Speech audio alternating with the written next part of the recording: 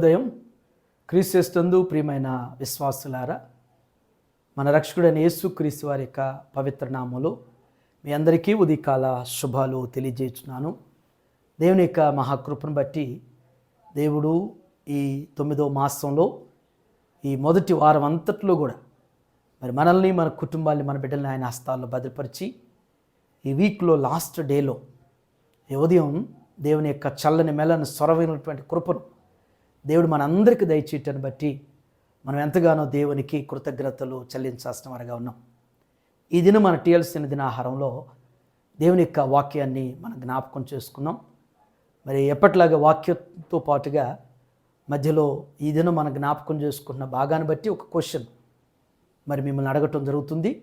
మరి ఎందరైతే ఆ ప్రశ్నను క్వశ్చన్ చక్కగా మన టీఎల్సీ యూట్యూబ్ ఛానల్లో కామెంట్ బాక్స్లో పోస్ట్ చేస్తారో మరి మొదటిగా పంపించినటువంటి 5గురికి వారిని ప్రశంసించడం జరుగుతుంది.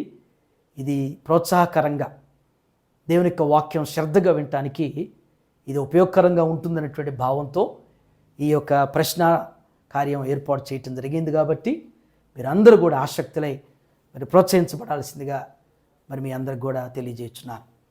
ఈ దినం మన టీఎల్సీ ఆహారంలో దేవుని యొక్క వాక్యాన్ని మనం చదువుకుందాం. ప్రకటన గ్రంథం 3వ అధ్యాయం 10వ వచనాన్ని చదువుకుందాం. నీవు నా ఓర్పు విషయమైన వాక్యమును గైకొంటివి గనుక భూనివాసులను శోధించుటకు లోకమంతటి మీదికి రాబోవు శోధన కాలములో నేను నిన్ను కాపాడేదను. దేవుని బిడ్డలారా, ఈ ఉదయకాల సమయంలో దేవుడు ప్రకటన గ్రంథ భవిష్యత్ గ్రంథ మర్మాల ద్వారా మనతో మాట్లాడుతున్నారు. ప్రకటన గ్రంథాన్ని భవిష్యత్ గ్రంథమని, యుగాంత గ్రంథమని మనం ఎప్పుడు కూడా జ్ఞాపకం చేసుకున్నట్లుగానే యుగాంతంలో భవిష్యత్ కాలంలో జరగబోయేవి, కలగబోయేటువంటివి ప్రకటన గ్రంథంలో దేవుడు ముందుగా మనకి జ్ఞాపకం చేశారు. మరి యోహాను మహర్షి ద్వారా ఈ విషయాల్ని ప్రకటన గ్రంథ ప్రవచన ఆ మర్మాల్ని మనకు జ్ఞాపకం చేసినట్లుగానే ఈ భాగంలో 2 తలంపులు ఉన్నాయి. మొదటి తలంపు ఏంటంటే, నీవు నా ఓర్పు విషయమైన వాక్యమును గైకొంటివి. ఓర్పు విశ్వాసికి, దేవుని బిడ్డకి సహనం, ఓర్పు అనేటువంటిది గొప్ప సుగుణం. మనం అడగాలి మన ప్రభువుని. మోషే చాలా కోపిష్టి. మరి ప్రభువుని అడిగినప్పుడు ప్రభు మరి గొప్ప సాత్వికుడిగా మోజెస్ను మార్చలేదా? మనకు కూడా అనిపించింది, నేను కోపిష్టిని, మరి నాకెప్పుడు సహనం, నాకెప్పుడు ఓర్పు ఉండిద్ది, నాకు చిన్న చిన్న వాటికి కూడా చాలా కోపం, రోషం వచ్చింది, నాకు చాలా కోపం వస్తుంది అంటాం.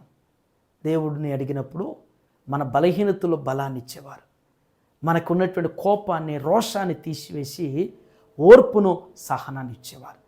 ఇక్కడ జ్ఞాపకం చేసిన మాట, నీవు నా ఓర్పు విషయమును వాక్యమును గైకొన్నావు అంటున్నాడు. దేవుని యొక్క వాక్యాన్ని మనం గైకొంటున్నప్పుడు, వాక్యాన్ని మనం అనుసరిస్తున్నప్పుడు, వాక్యానుసారంగా జీవించాలి, దేవుని బిడ్డలుగా ఉండాలనుకున్నప్పుడు ఈ లోక అధికారి ఉండనీడు.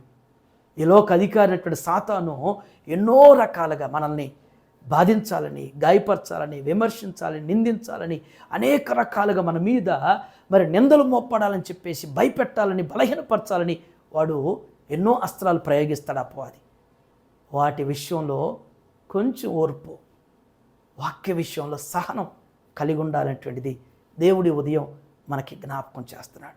మనం పనిచేసేటువంటి పరిస్థితులు, మనం నివసించేటువంటి స్థలాల్లో మనకి మరి అనేక రకాలుగా శోధన, అనేక రకాలుగా మరి ఇబ్బంది అనేటువంటిది అపవాది కలిగిస్తాడు. ఆ పరిస్థితుల్లో కొంచెం దేవుడు సహనం, ఓర్పు ఇచ్చులాగున వాక్యం కలిగినటువంటి, దేవుని కలిగినటువంటి బిడ్డలుగా ఉండాలనేటువంటిది ఈ మొదటి తలంపులో మనకి జ్ఞాపకం చేయబడింది. ఇది మన క్వశ్చన్ ఏంటంటే, మన ప్రశ్న ఏంటంటే, ప్రకటన గ్రంథం యోహాను భక్తుడు ఎక్కడ నుండి రాశాడు?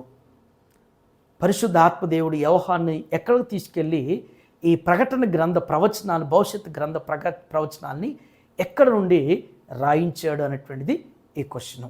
ఈ ప్రశ్నకు సరైనటువంటి ఆన్సర్ని మరి మన యొక్క కామెంట్ బాక్స్లో యూట్యూబ్ ఛానల్లో, టీఎల్సీ యూట్యూబ్ ఛానల్లో కామెంట్ చేయవలసిందిగా మనం చేస్తాం. రెండవ తలంపు ఏంటంటే, భూనివాసులు శోధించుటకు లోకమంతటి మీదకి రాబోవు శోధన కాలంలో నేను నిన్ను కాపాడేదను. నీవు ఓర్పు కలిగి ఉంటే, నీవు సహనం కలిగి దేవుణ్ణి వెంబడిస్తూ దేవుని వాక్యాన్ని అనుసరిస్తూ ఉంటే భూనివాసులకి శోధన కాలం ఉంటుంది. భూనివాసులకి దుర్భరమైనటువంటి ఆ పరిస్థితులు ఉంటాయి. ఖచ్చితంగా భూమి మీద ఉన్నటువంటి దేవుని బిడ్డలకి, దేవుని బిడ్డలు కానటువంటి వారికి ఆ పరిస్థితులు ఉంటాయి. ఆ పరిస్థితుల్లో లోకానుసారులు ఆ శోధనలో వారు పతనమైపోతారు. ఆ శోధనలో నిలవలేక, తట్టుకోలేక, జీవించలేక వారి పరిస్థితి దుర్భరంగా ఉంటుంది. కానీ నీవు దేవుని కొరకు, దేవుని వాక్యం కొరకు ఓర్పు కలిగి, సహనం కలిగి జీవించవు కాబట్టి ఆ పరిస్థితుల్లో దేవుడు నిన్ను కాపాడతాడు, నిన్ను నడిపిస్తాడు, నిన్ను సంరక్షిస్తాడు. నీకు మరి గొప్ప నిరీక్షణ, ఈ శ్రమల తర్వాత పొందబోయేటువంటి ఆ మహిమ రాజ్యం, ఆనందకరమైనటువంటి ఆ మహాపట్టణం, మరి యెరూషలేములో ప్రవేశించేటువంటి రీతిగా దేవుడు శోధన కాలంలో నిన్ను, నీ కుటుంబాన్ని, నీ బిడ్డల్ని కాపాడబోతున్నాడు, సంరక్షించబోతున్నాడు. అట్టి నిరీక్షణ దేవుడు ఈ ఉదయం మనందరికీ అనుగ్రహిస్తూ స్థిరపరచునుగాక. ఆమేన్. ఈ దినం జన్మదినం జరుపుకోబోతున్నటువంటి మన సంఘ సభ్యులు థామస్ గారికి జన్మదిన శుభాకాంక్షలు తెలియజేస్తున్నాను. సామెతల గ్రంథం 9:11 ప్రకారం నా వల్ల నీకు దీర్ఘాయువును, నీవు జీవించు సంవత్సరం దిక్కుమవుతారు సెలవిచ్చట్లుగా థామస్ గారికి దేవుడు మంచి ఆరోగ్య ఆయుష్ను అనుగ్రహిస్తూ ఇలాంటి దయాకిరీటలు ఇంకా అనేకం దేవుడు వారికి అనుగ్రహిస్తూ మహిమ పొందనగాక. ఆమేన్. అలాగే ఈ దినం వెడ్డింగ్ యానివర్సరీ జరుపుకున్నటువంటి మన సంఘ సభ్యులు డాక్టర్ ప్రసన్న కుమార్ గారు, విజయ హేమలత గారి దంపతులకి వివాహ వార్షికోత్సవ శుభాకాంక్షలు తెలియజేస్తున్నాను.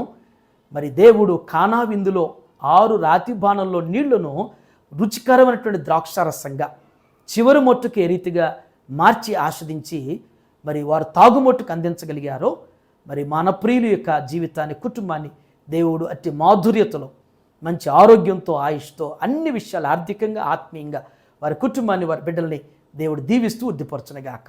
ఎందుకు నన్నింతగా నీవు ప్రేమించితివో దేవా,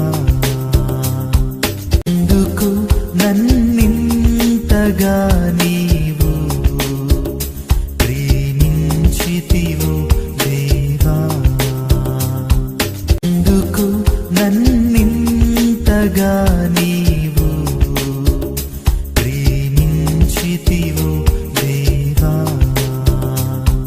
ఎందుకు నన్నింతగా నీవు ఆమె ప్రార్థన చేసుకుందాం. మహోన్నతుని తండ్రి, కృపగల నాయన, మీకు వందనాలు ప్రభువా. ఏ ఉదయం నాయన ప్రకటన గ్రంథ ప్రవచన మర్మాల ద్వారా నాతో మాతో మీరు మాట్లాడినందుకు మీకు వందనాలు చెల్లిస్తున్నాం. దేవా, ఓర్పు, సహనం అని గురించి మాకు జ్ఞాపకం చేశారు. మిమ్మల్ని గైకొని ప్రభువా, మీ వాక్యాన్ని కలిగిన ప్రభువా, మేము నా తండ్రి దేవ ఈ లోక ప్రయాణంలో నా తండ్రి, మేము పనిచేసే పరిసరాల్లో, మేము నివసించేటువంటి స్థలాల్లో అయ్యా మాకు ఎదురైనటువంటి అపవాది అస్త్రాల్ని జయించగలిగినటువంటి ఓర్పును మాకు ఇవ్వండి ప్రభువా, సహనాన్ని మాకు ఇవ్వండి ప్రభువా. మాలో ఉన్నటువంటి కోపాన్ని, అయ్యా మాలో ఉన్నటువంటి రోషాన్ని, పౌరుషాన్ని, ప్రతీకారాన్ని ఆయన తీసివేసిన తండ్రి, సహనం కలిగి ఉండటం మాకు దయచేయమని ప్రార్థన చేస్తున్నాను.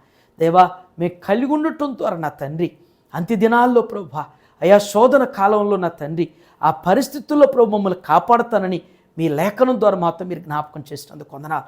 దేవా, ఈ మాటలు ప్రతి ఒక్కరు కూడా గ్రహించడానికి, ప్రతి ఒక్కరు కూడా అనవింపగలిగటానికి సహాయం చేయండి ప్రభువా.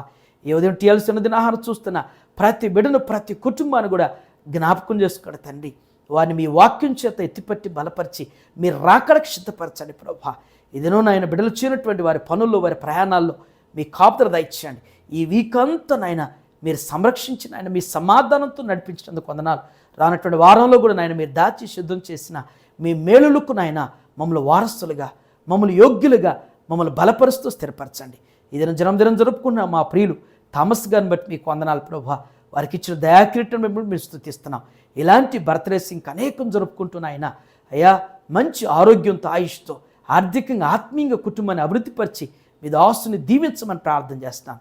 వెడ్డింగ్ యానివర్సరీ జరుపుకున్న డాక్టర్ ప్రసన్న గారిని బట్టి, అయ్యా వారి యొక్క సత్యమణి విజయ హేమలత గారిని బట్టి, వారి బిడ్డలను బట్టి, కుటుంబాన్ని బట్టి మీకు వందనాలు ప్రభువా. అయ్యా మీ వాక్యాలు ఇంకెక్కువగా బలపరచండి. వారు చేసే ఉద్యోగాలు మీరు తోడుగా ఉండండి. ఆర్థికంగా ఆత్మీయంగా బలపరచండి. వారి బిడ్డలు ప్రభు విద్యలో వృద్ధిపరుస్తూ దీవించమని ప్రార్థన చేస్తున్నాను.